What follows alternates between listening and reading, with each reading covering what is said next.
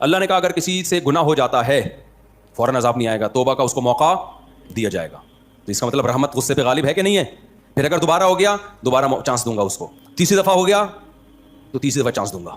چوتھی دفعہ ہو گیا, بولو نا, چوتھی دفعہ چانس. پانچویں دفعہ گناہ ہو گیا, پانچویں دفعہ چانس. حدیث میں آتا ہے نا ایک شخص نے ایک بندے کو قتل کیا, اللہ نے چانس دیا توبہ کر لے, اس نے دوبارہ قتل کیا, اللہ نے چانس دیا توبہ کر لے, نہیں کی توبہ. تیسرا بندہ قتل کیا, اللہ نے چانس دیا اب توبہ کر لے, اس نے کہا, اس نے نہیں کی توبہ. چوتھا, پانچواں, کتنے مار دیے؟ 99. 99 کے بعد اس کو خیال آیا کہ یہ تھوڑا سا مناسب کام مجھ سے تھوڑا نامناسب چل رہا ہے, اللہ کو کیا منہ دکھاؤں گا.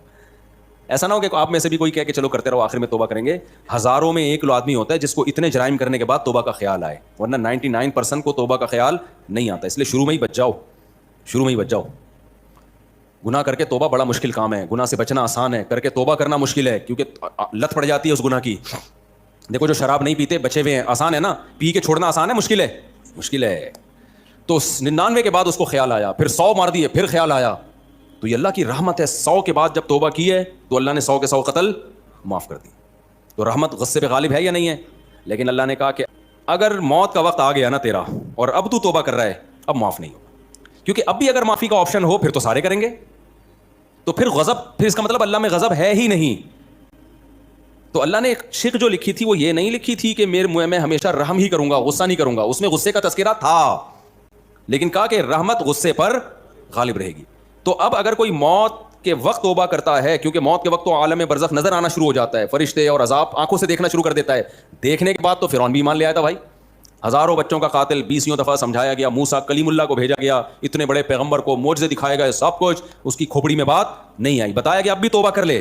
آخری چانس دیا گیا کہ بھائی سمندر میں راستے بن رہے ہیں, پانی میں, کیسا معجزہ, بنی اسرائیل وہاں سے گزر رہے ہیں, سمندر پھٹ گیا ان کے لیے, کتنا بڑا معجزہ دیکھا نا. وہاں بھی اگر توبہ کر لیتا تو اللہ معاف کر دیتا.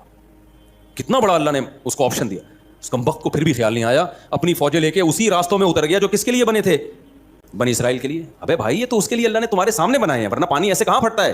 دماغ کیا ہو گیا تھا خراب, اترا ہے اور پانی اللہ نے جوڑ دیا. اللہ یہ بھی کہہ سکتے تھے کہ میرا غصہ میری رحمت پہ غالب ہوگا, رحمت بھی ہوگی غصہ بھی ہوگا, لیکن غصہ زیادہ ہوگا رحمت کم, تو بھی ہمارا پروگرام برباد ہو چکا ہوتا.